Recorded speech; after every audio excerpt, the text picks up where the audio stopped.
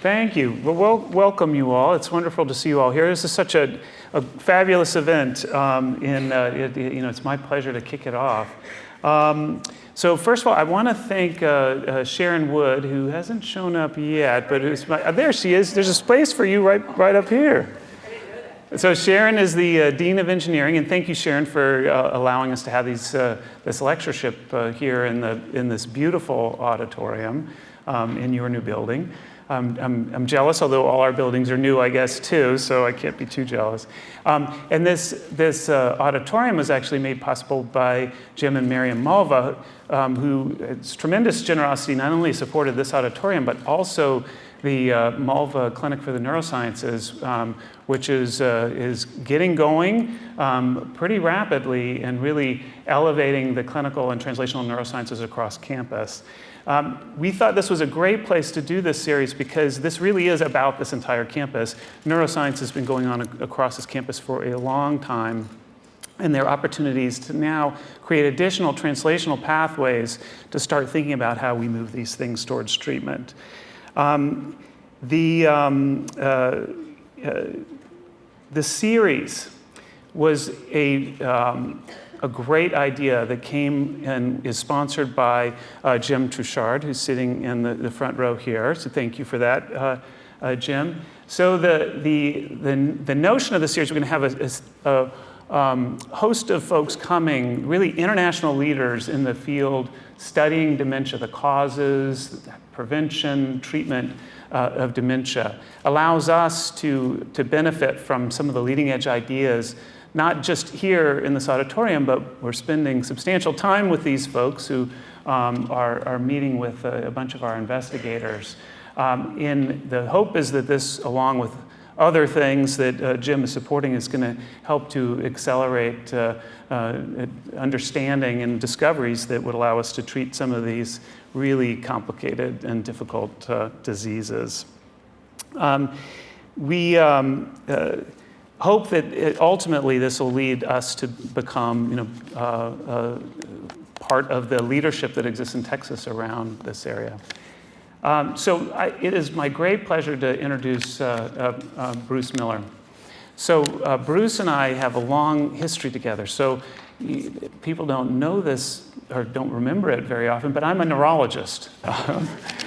And Bruce and I mean, it was probably a quarter century ago that we first met when you first arrived in San Francisco. I meant to ask you that. 21 years. 21 years. So we met 21 years ago when Bruce came to UCSF in San Francisco, and both of us quite a bit younger than we are today. Bruce was already a luminary at that time, and his work was really interesting and really different. And in many ways, I was jealous of Bruce. Neurologists love to think about how the brain works. That's partly why we're drawn to it. Kidney, it's kind of boring. The heart, it's just this, just a pump. The brain is this really fascinating thing. And Nick Barbaro, who's a neurosurgeon, is agreeing, also at UCSF at that time. Mark Diamond, another neurologist here, also at UCSF at that time. Bob Messing, over here, another UCSF neurologist. Really, those people who get to think about how the brain works, that's the fun stuff, And that's really what Bruce did. And he also did it in a way that was proven in the field. And he did it extremely well. That was to look deep at every patient, learn from every patient. And that it was really the power of observation. Keep your eyes open, your mind open, make observations that others haven't, draw connections, create hypotheses, then test those hypotheses. By the way, it was very different from my approach at the time. I did that, in my clinical care, but my research was more about big numbers, testing on multiple people, statistics, large data sets, all that, totally different direction.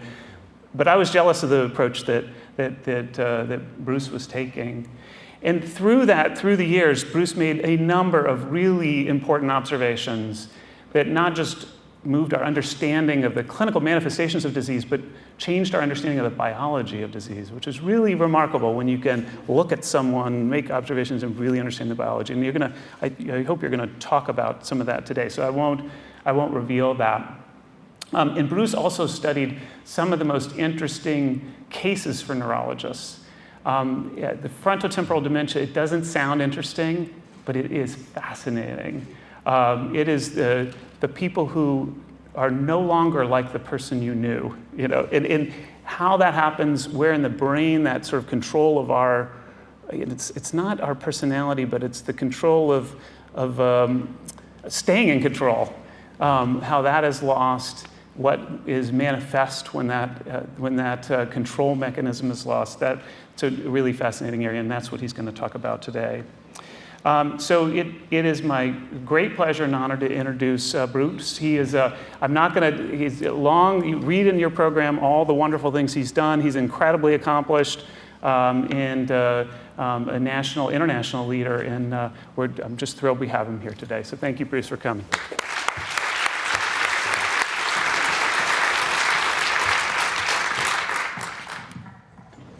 Thank you, Clay. I'm just going to say a few introductory remarks. First, I'm going to reorient you. If you don't think Clay Johnson is a neurologist, I'm just going to say he is the premier neurologist in stroke epidemiology. And even though he's been a little bit away from this as dean, I think the field is starting to begin to just catch up with all of the remarkable discoveries and ways of approaching vascular disease in the brain that Clay made. And the other thing that hearing Clay's introduction reminds me of is what a gracious human being he is, and what a huge hole we have at UCSF with Clay and Robert leaving. And I think UCSF, is, in my space, a very happy world. And I think, where Clay goes, there's also happiness. So it's a great homecoming for me, and thank you. Mark Diamond, Bob Messing, Charlie Nemiroff, and my father were dear friends. Nick, I could go on and on anyways. And probably most importantly, my grandson, Mason, 7 years old now, was born in Austin. So there's a piece of me that is very, very tight with you all. Also thanks, enormous thanks to Jim Truchard, who talked to me for an hour and made me start to rethink my hypotheses about neurodegenerative disease. And I'm deeply entrenched, so to get someone to force me out of my known pathways, what a remarkable mind, and thanks for having this lectureship today. So I'm going to talk to you about frontotemporal dementia. I became interested in this when I was a fellow at UCLA working with Frank Benson, a remarkable man who I think taught me to be comfortable at the bedside and was fascinated in the frontal lobes, at that point a very understudied brain region. The first thing I'm going to talk about is the modern subtyping, molecules, pathology, genes. All of this has really happened since I came to UCSF in 1998. We really didn't know anything about molecules, pathology, and genes, and touch on a little bit later Mark Diamond's work in this space. I think my nurses in particular taught me how important our caregivers were and have constantly made me think about how can we improve the life of our patients today and their families. And I'm going to talk about, a little bit to my surprise, some non-medical interventions that suggest that lifestyle can be important, even in strongly genetic forms of the frontotemporal dementias. And also, your own Maya Henry here has taught us that speech therapy on primary progressive aphasia can, I think, be disease modifying, incredibly valuable, and I'll say a word or two about that. I work a lot with a psychologist named Bob Levinson, who thinks at a deep, I think, physiological level about what frontotemporal dementia does to our patients and to our loved ones, and he's helped me think a little bit about the burden of caregiving. and how different factors are critically important in how well our caregivers do. And I think more and more we focus on systems that will help our caregivers, which I won't talk about today. Then I'm going to talk to you about the BVFTD, the behavioral variant frontotemporal dementia phenotype. It's fascinating. It's, I think, unique, as Clay said, insight into empathy and emotion in particular, and who we are as human beings. And then two, I think, remarkable consortium I've had the chance to work on. One is focused on progranulin mutations and the other on tau. And I'll talk about what they have done in focusing on two of the three major subtypes of frontotemporal dementia. This is, I think, a UCSF model of neurodegenerative disease. Stan Prusner, our Nobel laureate, 1997, originally proposed this idea. And he points out we have genetic and sporadic forms. The genetic forms are phenomenally informative. And they have been modeled in cell culture, worms, Drosophila, mice. And I think the advantage of these simple systems is that they allow us to think about in the genetic forms how this disease passes through completely asymptomatic but preclinical. We can now diagnose preclinical Alzheimer's disease 15 years before someone actually is sick. Bad proteins are aggregating. Early symptomatic, depends on where those proteins aggregate, what the symptoms are, but they're mild. And then finally, the symptomatic phase where functional impairment or dementia occurs. The Prusner hypothesis, Mark Diamond added a lot to this with tau, suggests that these three form stages are due to the abnormal aggregation of proteins which cause dysfunction within the cell. Jim Trouchard talked with me today about Best-Frost's work and the nucleus, but the hypothesis is that if we can stop this protein spreading from cell to cell, we will have remarkable advances against these diseases. So different proteins, this is different cells. I think one of the most fascinating things about this, and I'll say a word about this in frontotemporal dementia, is that these all seem to start in different cells, in different circuits. A beta and tau aggregate in different places than the tau aggregates in frontotemporal dementia. Or the TDP43 aggregates in frontotemporal dementia with ALS. So these are different proteins, vulnerable cells within specific circuits in the brain begin to die, and there is a steady symptomatic barrage that happens depending on what that circuit does and how other circuits compensate for the neurodegeneration. So here is the BVFTD story. It is predominantly a socio-emotional behavioral syndrome. At the time, a number of us began to study frontotemporal dementia. People had to put down the pad and paper and pencil and start observing because this is not predominantly a memory disorder. It's not predominantly in the early stages even a cognitive disorder. It is a socio-emotional behavioral problem that tells us very specifically where in the brain the circuits that are responsible for inhibition, drive, emotion are located, because those are the first symptoms in frontotemporal dementia. Very different picture than Alzheimer's disease, which tends to hit a more posterior brain. The old saying when I was growing up was don't pick Pick's disease. Pick really described this. Jim Trouchard, who is relentless, and I think he's absolutely right on getting the right person credit for Alzheimer's disease, Oskar Fischer. Well, I think we've failed here, but the person responsible for describing this was Pick. But when I was growing up, the old idea was don't pick Pick's disease. Why not? Well, so rare you'll never see a case. You can't differentiate Pick's disease from Alzheimer's anyways, so why try?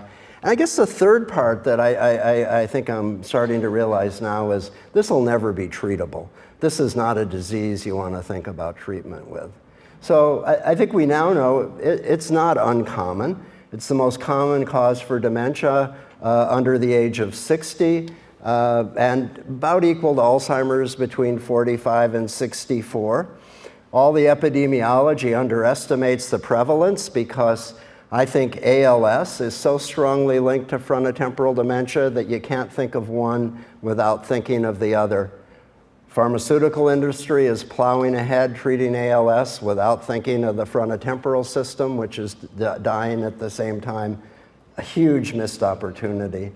And then chronic traumatic encephalopathy, defined by Ann McKee and our football players, is at least a cousin, if not a full-blown sibling for the frontotemporal dementia. Same proteins, similar anatomy. And also maybe gives us a little insight into trauma as a possible etiology for FTD. The other sort of less well-known idea is that we do see late onset frontotemporal dementia as well. And I think a recent story suggests that if you have Alzheimer's pathology in the brain and you're over the age of 80, you also have this TDP43 protein, at least 40% of the cases. It causes symptoms. It's not just an innocent bystander. So I think the molecules of frontotemporal dementia, very important also for Alzheimer's disease. This is a paper, I think, that captures the circuitry really well. It's done by Bill Seeley, who is part of our program, quite a brilliant pathologist and imager. And what Bill did in 2009 in this neuron paper is he looked at the brain areas that were atrophic with the different clinical syndromes and drew out the specific anatomy of our cases. So if you had Alzheimer's disease, you had predominantly posterior atrophy, behavioral variant frontotemporal dementia, this frontotemporal salience network, and so on. And this was sort of known, but I think this was an addition to the literature. But the big addition was that Bill asked, why here? And I think what he showed is he took normal people, put them in an MRI scanner, drew out the regions where Alzheimer's disease hits, frontotemporal dementia hits, the different progressive aphasias hit. And he showed that these brain areas, the Alzheimer unit activates together. The frontotemporal area that is atrophic activates together in healthy controls. So these are circuits that are born together, grow together, and depending on the neurodegenerative proteins, die together. So this is a circuit-specific neurodegeneration. I think using Mark Diamond's work, we would wonder whether if we could prevent the spread along that circuit of the tau protein, we might have really a powerful intervention. Okay.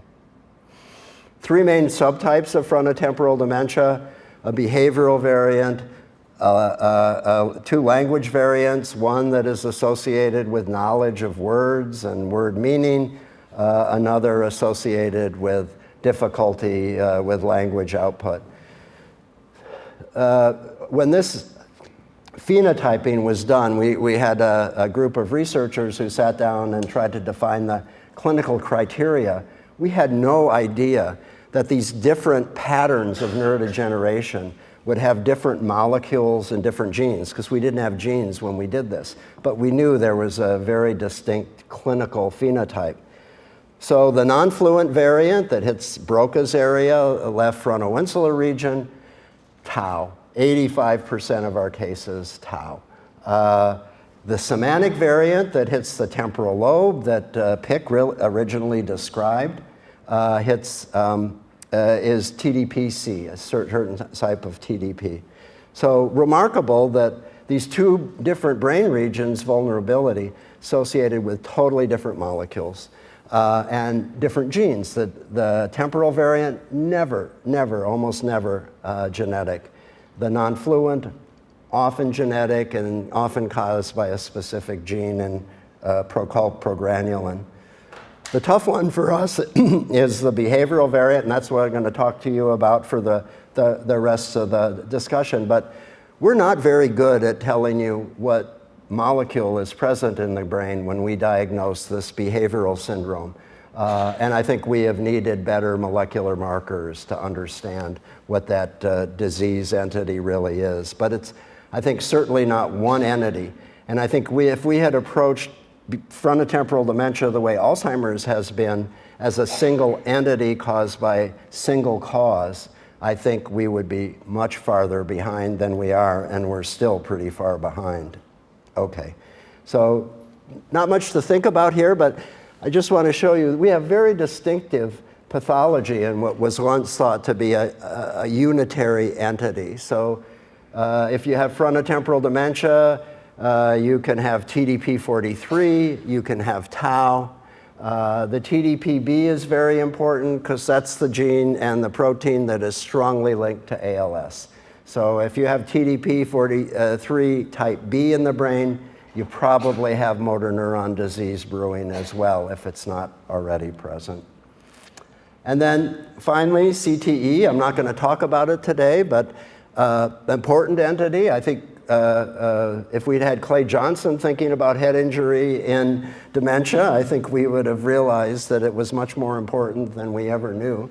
But I think underestimated, and it was only the football story that made us refocus on this idea that tau and TDP aggregation and spread are responsible for a specific syndrome associated with multiple traumatic brain injuries. So the two FTD molecules.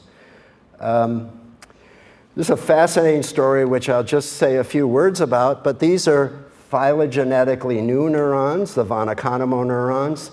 They're present in an old part of the brain, the anterior cingulate, insula, limbic cortex. They are present and proliferate in great apes. We have the most of all the great apes, elephants, dolphins, and whales. So what do these animals have in common? They have huge frontal lobes. They have very strong social networks.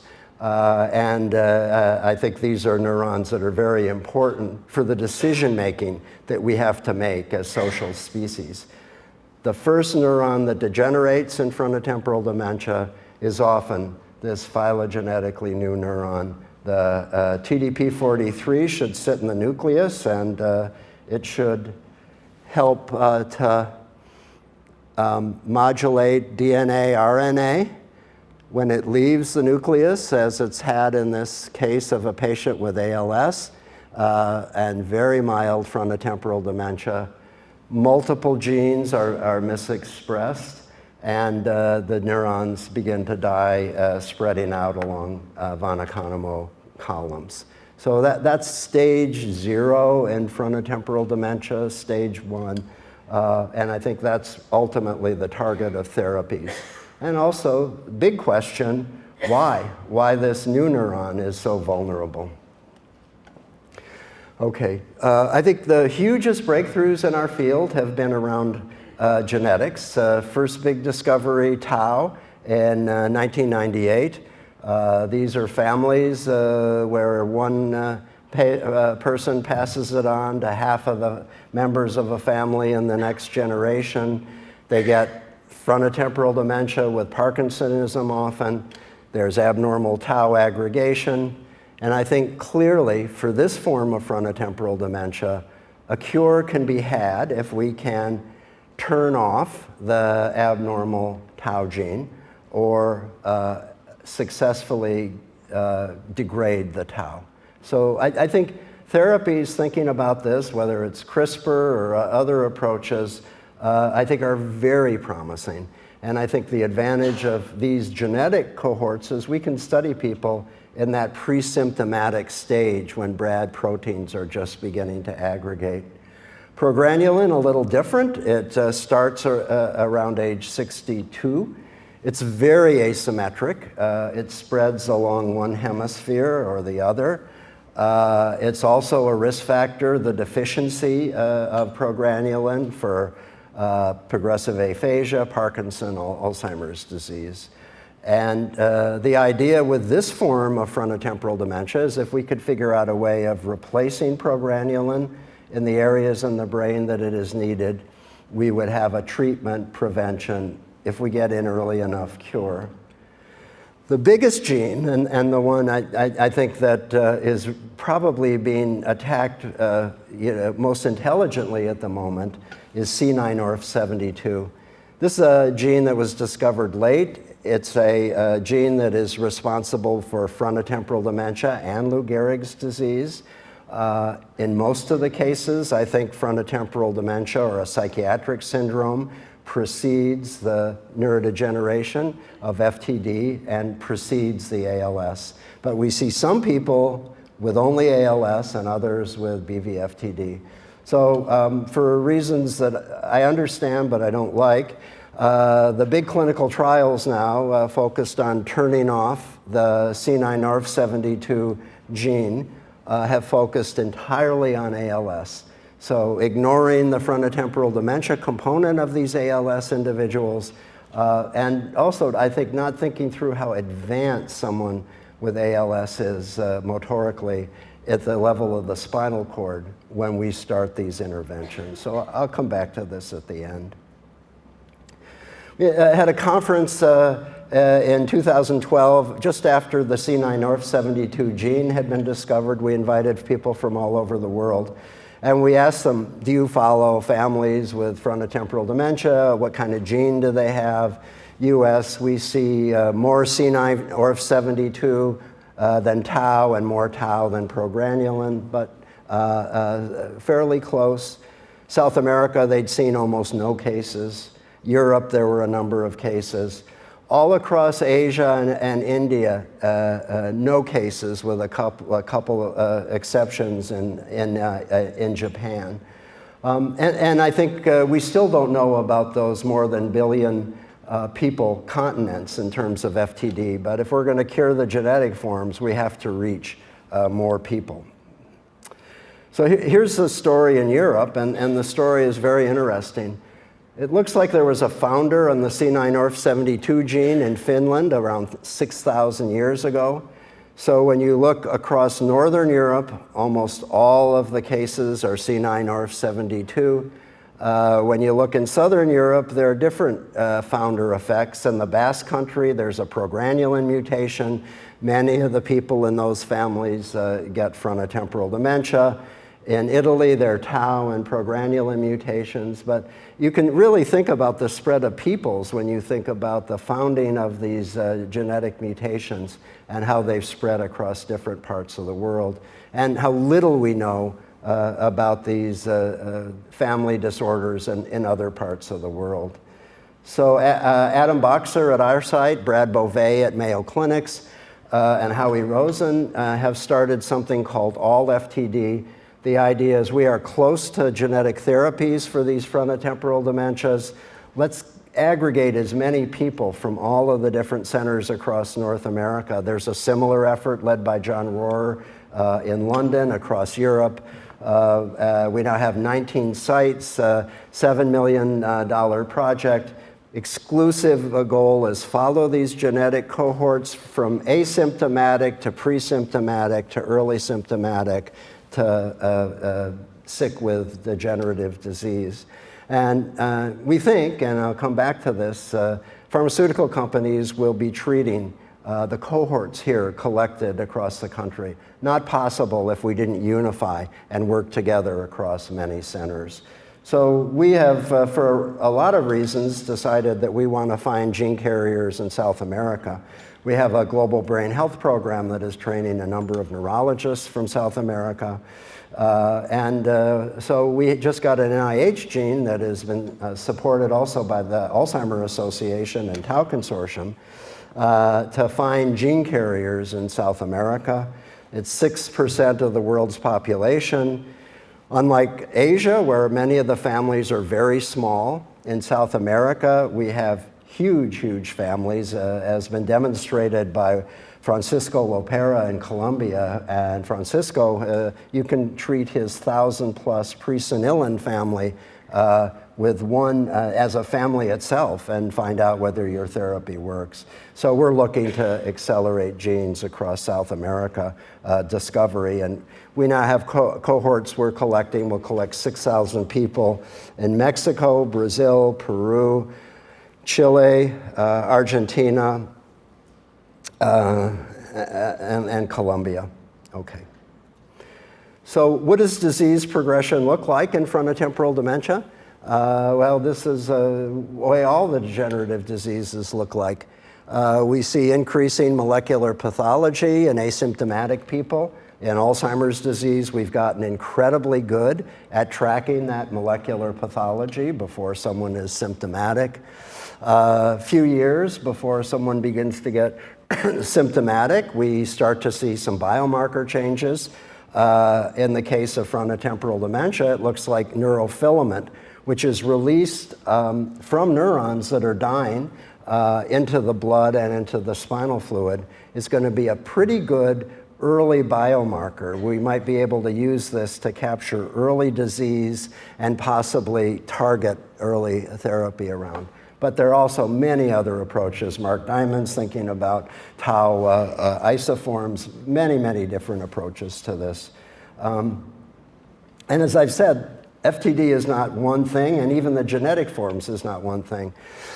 But what this does show that in our cohort, neurofilament is a really strong predictor of the mild behavioral syndrome that happens in FTD, and then the full-blown FTD syndrome.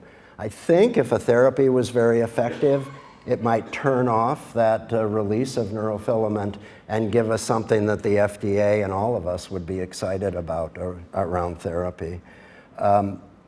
Bill Seeley, our group, Sharon Shaw, now at Stanford, showed that this is a group that moves pretty rapidly once they start to become symptomatic. So in this particular study, Sharon suggested that maybe over 8 weeks in progranulin patients who were clinically symptomatic, we can start to see an atrophy pattern. We're doing a lot with functional connectivity, but I think biomarker of imaging will be very important as we think about trials for the frontotemporal dementias. Okay.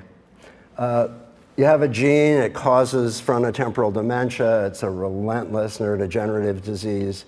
But Caitlin Casaletto, one of our neuropsychologists, asked the question, does lifestyle have an influence on cognitive trajectory in genetic forms of frontotemporal dementia? She didn't have a huge cohort, but in this preliminary, I think, very interesting data, self-reported activities at baseline around cognitive activity and physical activity seem to moderate the progression of these cohorts. So here's what it looked like. Physical activity, I think, is the real winner in lifestyle, and you can see here it's a big winner as well in preventing the progression of frontotemporal dementia. Not preventing it, but delaying it. So I think this gives us a lot of excitement and hope around people who carry this gene, that we can help them to modify something about the disease with lifestyle, much more with this. So this is your own Maya Henry at UT, who leads a speech program, and she started, and I've talked with Maya. I didn't think this was going to work. I confess, I was a skeptic, but highly encouraging. And what she did is she started speech therapy for our patients with progressive aphasia. And remarkably, she's had a series of papers on the semantic variant and the non-fluent variant, totally different approaches. If you treated one aphasia like all aphasias, it wouldn't have worked. But in this 2018 paper, treatment, repeated rehearsal of scripts via structural treatment with a clinician and practice at home improves speech production, in some cases for as long as 9 months to a year. Let me tell you one story where I learned how important this was. So I had a patient with non-fluent aphasia. It was June. His daughter was getting married in September, and he wanted to give a speech at her wedding. couldn't hardly say a word. Practiced with Maya and her team month after month with a speech. Got to the wedding, gave this very moving speech, tears.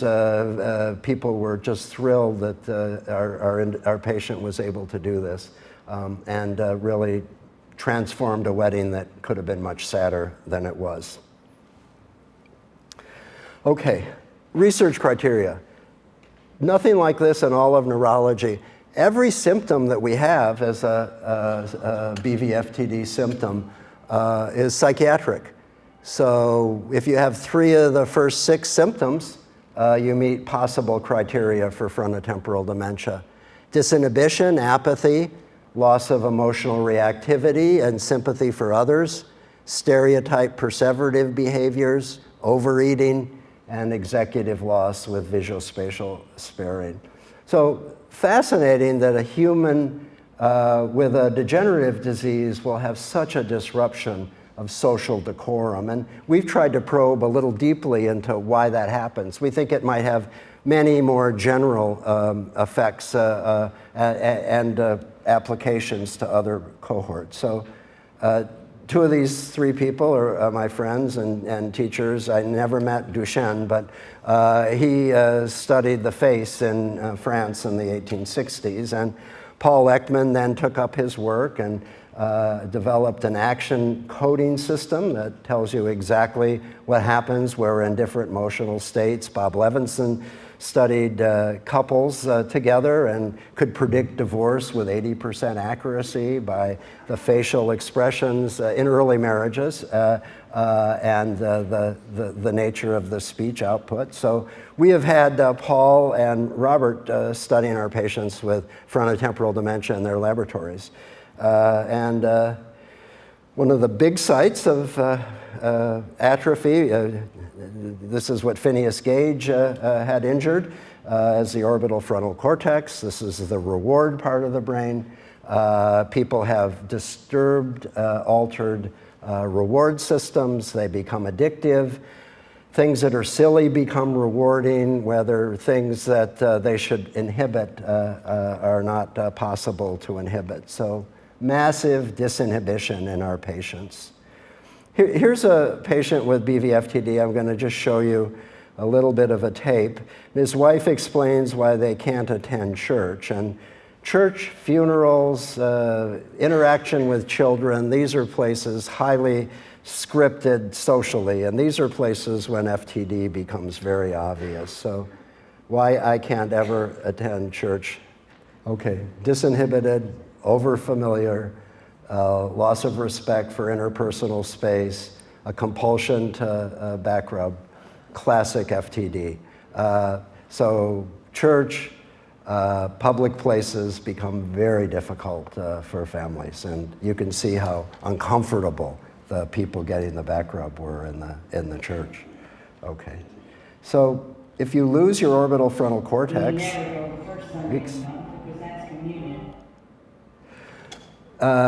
you might commit antisocial behavior. So here's a paper we wrote with a group from Sweden.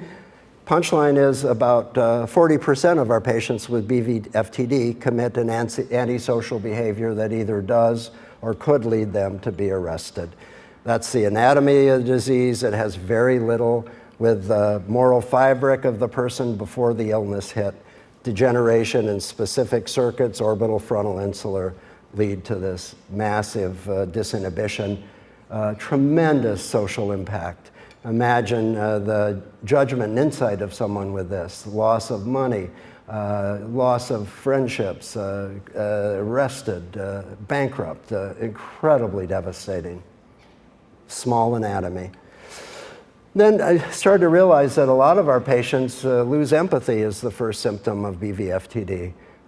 They don't care when a loved one is sick. They're cruel to children or animals. They're unempathic. The research that our psychologists have done suggests that where in the brain this happens, and it's the right side of the brain, strongly determines whether someone presents with loss of empathy or not. It's very, very small brain region, right anterior temporal lobe, orbital frontal cortex.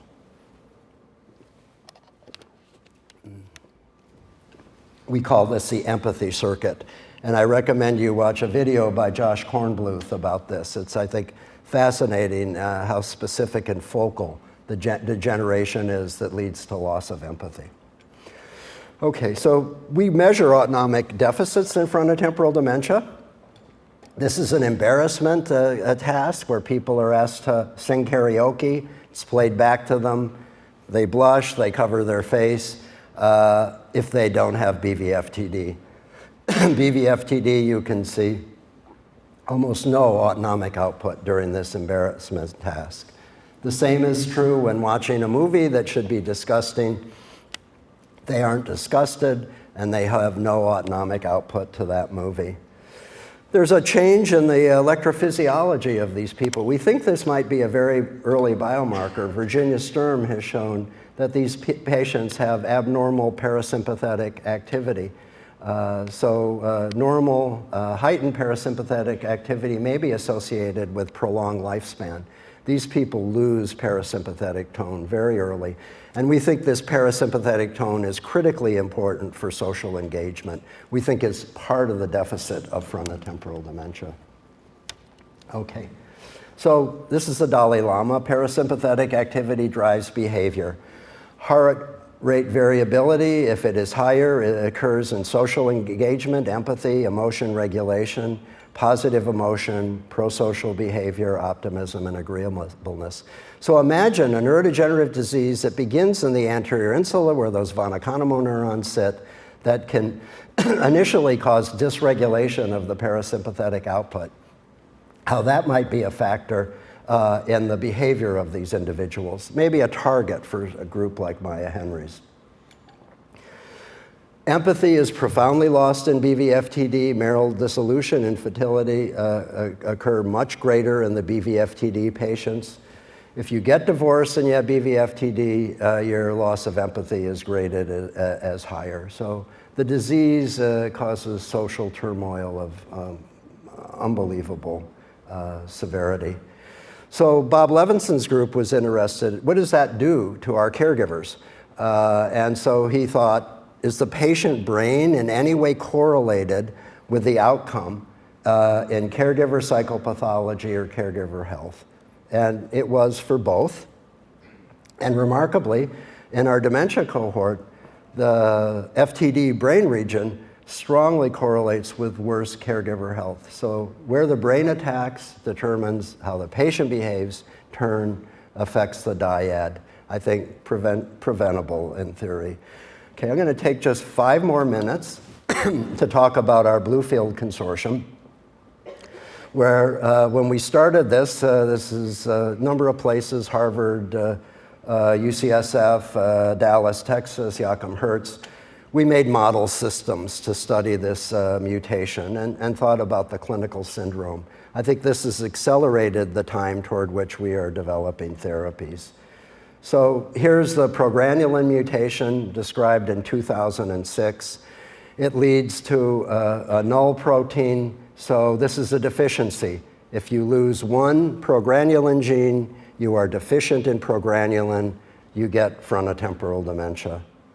Our researchers at UCSF have shown that the progranulin seems unbelievably important for microglia TNF-alpha signaling. And if you are progranulin deficient, a mouse, you have activated microglia, they release cytokines, you get OCD-like behaviors in the mouse as an early manifestation of this granulin deficiency. It also increases amyloid production. We spend a lot of time back and forth between our animal models and clinical groups, and this shows how similar our progranulin patients are to the progranulin mice. And I think therapy in the progranulin mice related to this immune activation might profoundly affect the OCD behaviors that we see clinically. This is work from Eric Wong that suggests that the complement system is activated. We have increased complement factors in the CSF, and you stop the progranulin phenotype if you turn off the complement system, and you mitigate the OCD-like behaviors. So I think this has led us to think about immune approaches to progranulin. Eric Roberson in Alabama has also thought about replacing progranulin, and he can show deficits in progranulin deficient mice are ameliorated by virus-driven expression of progranulin. Probably in the next year, human studies will start for this, and I think they might be very, very effective. Okay, I have 1 minute, and I'm going to stop when I finish this lysosome story. So, as part of this consortium, we've thought a lot about degrading of proteins. We're much less efficient at this as we get older, and I think Anna Maria Cuervo in particular has suggested that if you have, with aging, a disorder of the lysosome, it may lead to the abnormal degradation of proteins like tau, TDP43, et cetera. And there are neuronal diseases called neuronal ceroid lipofuscinosis, where we know the lysosome deficiency causes the disease. And then there was this remarkable discovery by the group in Australia that demonstrated that there was a brother and sister who had neuronal ceroid lipofuscinosis. They were called NCL cohort, who had a progranulin mutation, but homozygote. So the one mutation causes FTD, 2 of these bad genes causes NCL. Michael Ward, now at NIH, showed that in our progranulin carriers, there actually is evidence of lysosomal disease in the brain and in the retina. And this slide just emphasizes there are a lot of diseases, neurodegenerative diseases, where I think there is a cogent evidence that the lysosome may be a target for therapies. We have found not only progranulin, but Jen Yokoyama found MFSD8 causes NCL in children. If you're homozygote, heterozygote causes frontotemporal dementia. Gaucher's, if you're homozygote, you get Gaucher's disease, early age of onset. Heterozygote, you get Parkinson's disease. And so it goes. So I think this is another area of great excitement around potential therapies. So let me show you Mark, I'm not going to show your work here. We're going to miss it, but it's unbelievably important, I promise. Okay, so where are we going? Better diagnosis of FTD, new causal and risk genes being discovered many different places, big grants to cure frontotemporal dementia and collect large cohorts, tau-lowering therapies with small molecules. The Diamond Lab has led this area, antibodies. Our CRISPR inventor, Jennifer Doudna, is thinking about CRISPR's approach to cutting out the tau gene in tau mutation carriers, and then again, different TDP therapies. So I think area that you shouldn't have picked, whoever told you that was wrong, you should have picked it. It's easy to diagnose, it's clinically important. Therapies for this are gonna be powerful, and I think may give us light for Alzheimer's therapies as well. Thank you.